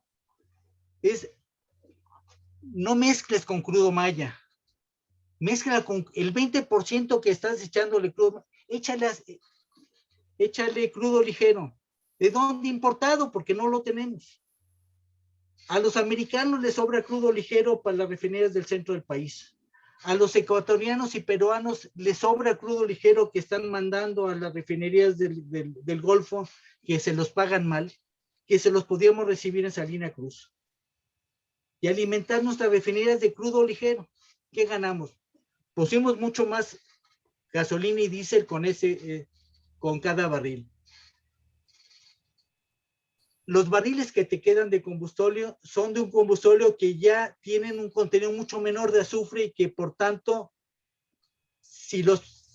a lo mejor hasta los podemos exportar, y si no los podemos exportar y si los quemamos en México, hacen mucho menos daño. Y ese combustóleo, en lugar de enchufárselo a la fuerza a la Comisión Federal de Electricidad, llega a un acuerdo con las plantas de cemento de este país para que en lugar de importar crudo, el coque que se está produciendo con nuestro combustóleo en las refinerías americanas, nos ahorremos el flete los dos, se lo ahorre Pemex en lugar de mandarle combustóleo a las refinerías para que lo procesen y saquen coque, que se lo vendan a las cementeras que tienen que pagar el flete, se los entreguemos aquí de un crudo, una cantidad mucho menor de combustóleo, con mucho menos azufre y mucho más fácil de manejar si se los vendemos a la industria de cemento en lugar de la industria. Y eso requiere sentarse a negociar un acuerdo nacional en lugar de pelearse y sacarse los ojos unos a los otros. Clarísimo. Y decir que tenemos que echar a andar las centrales con combustóleo por seguridad del sistema eléctrico nacional, porque nos estorban las renovables, porque son intermitentes, por Dios. Si el nivel de penetración que tienen las renovables intermitentes en este país son mucho menores de las que tienen en Texas, en California, en Arizona o en Europa. Y ahí no se mueren del susto porque tienen un 15 o 20% de energía, están manejando un porcentaje mucho mayor de energías intermitentes.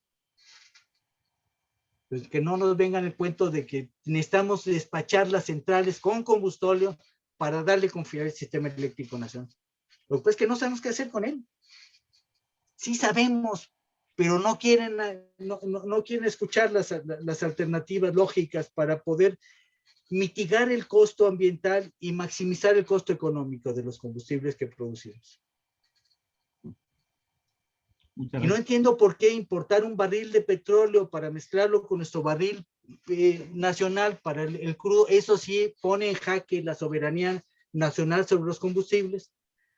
Pero importar 90% del gas natural que requiere este país para la generación eléctrica, ese no pone en jaque ninguna soberanía. ¿Cuál es la diferencia? Solamente que el petróleo parece que sí, petróleo va atado a la soberanía nacional y el gas natural no.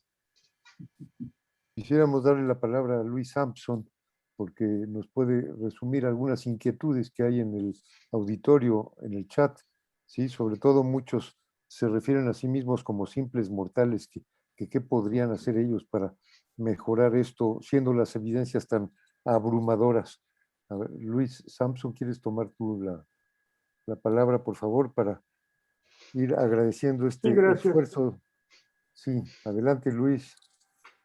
Sí, por último, doctor Barnés, hay 2, 3 preguntas que voy a tratar de resumir.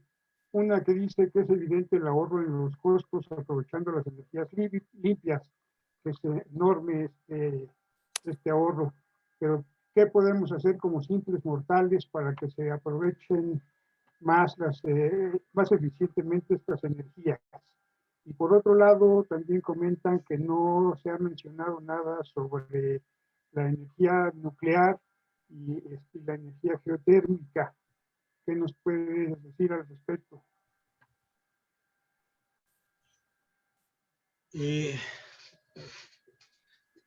A ver, la primera, ¿qué podemos hacer? Encontrar la forma de hacernos escuchar.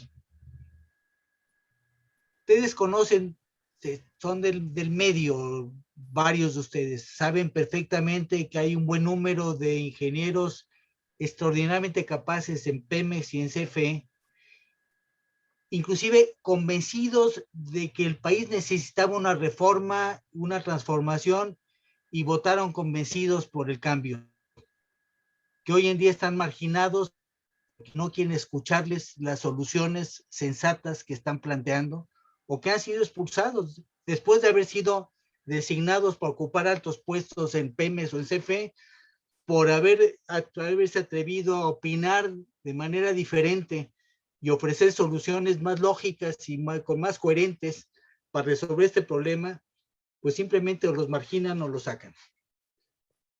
Entonces, ¿cómo lo logramos? Pues difundiendo este tipo de documentos. Desafortunadamente, la forma en que lo pusimos Paco Salazar y yo son bastante más para un público más especializado. Hay que encontrar la forma de difundirlo de una manera más masiva a la sociedad para que conozca que hay soluciones más sensatas, defendiendo a una empresa paraestatal fuerte, competitiva, no para imponerla a la fuerza, para que sustituya a una emergente inversión privada cada vez más importante que complementa la inversión pública, y que le estamos poniendo el pie a la inversión privada y estamos condenando a la empresa pública no a ser mejor, sino a ser más ineficiente, más cara, pero eso sí, imponerla como una solución única a los usuarios de este país.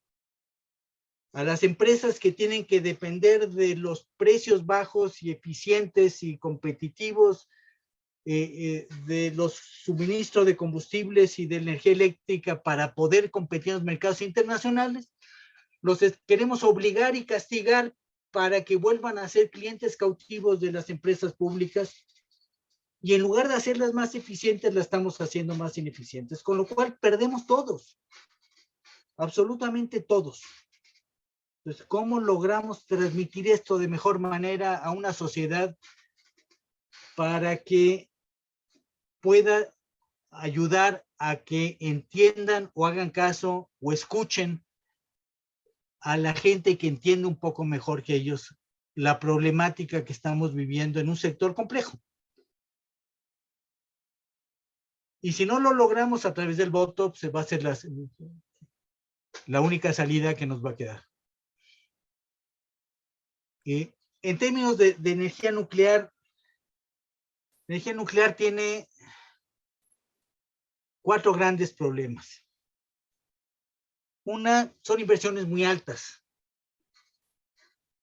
Una vez que está instalada, los costos unitarios son muy bajos, pero es una inversión muy fuerte que tiene que hacer por delante un país.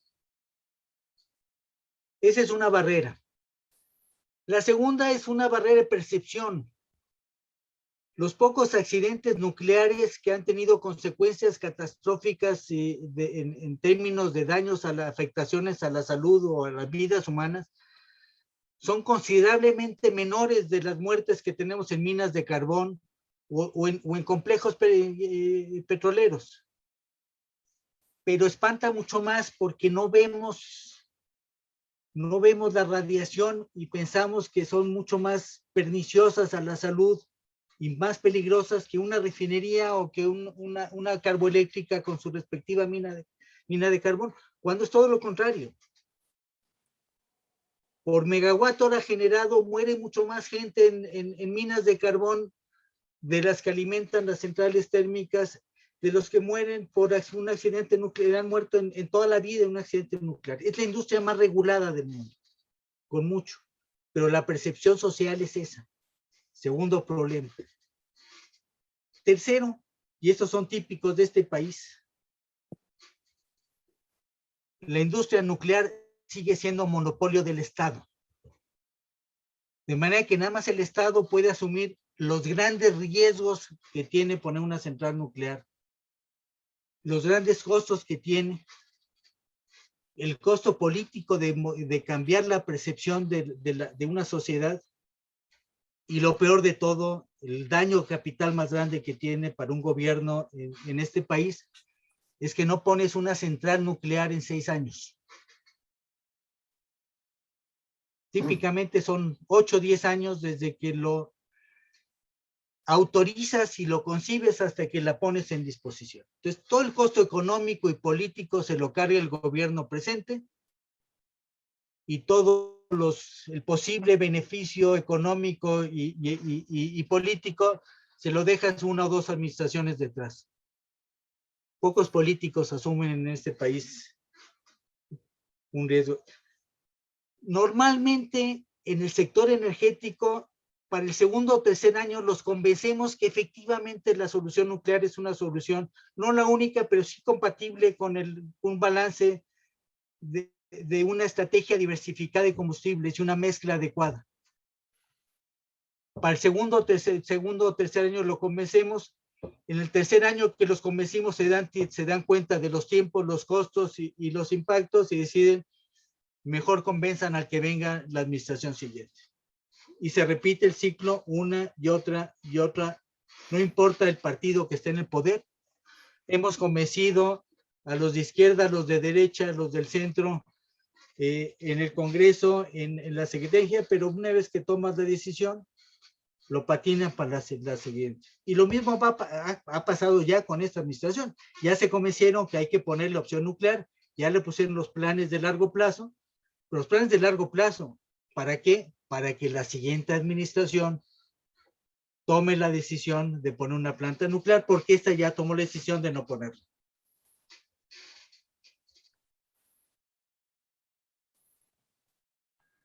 Muy amable, Paco, muchas gracias. Adelante, Pues José muchas Antonio. gracias, Paco Barnés.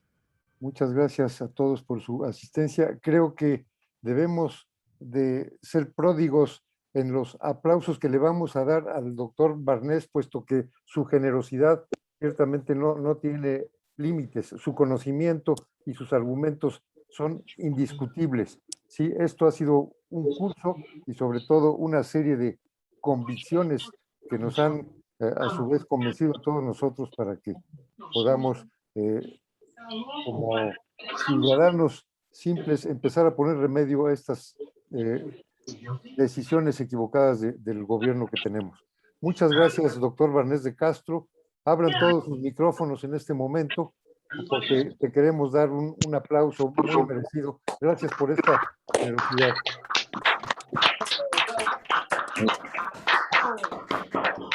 Gracias y gracias, Paco. Qué gusto. Gracias, Paco. Excelente. Muchas gracias, Paco. A Gracias. ustedes por la invitación Gracias. y por la oportunidad de Gracias. platicar con ustedes, un tema que, como ven, me apasiona. Bravo, Paco. Muchas gracias. Bravo. Para matar a las mañaneras. Hombre, veo muchos y muy queridos amigos por ahí en las pantallas. Saludos a todos. Bye, Paco. Cuídate. Gracias, hasta luego. Estas Hasta luego. nocheras son las que se Saludos a necesitan todos. para matar las mañaneras.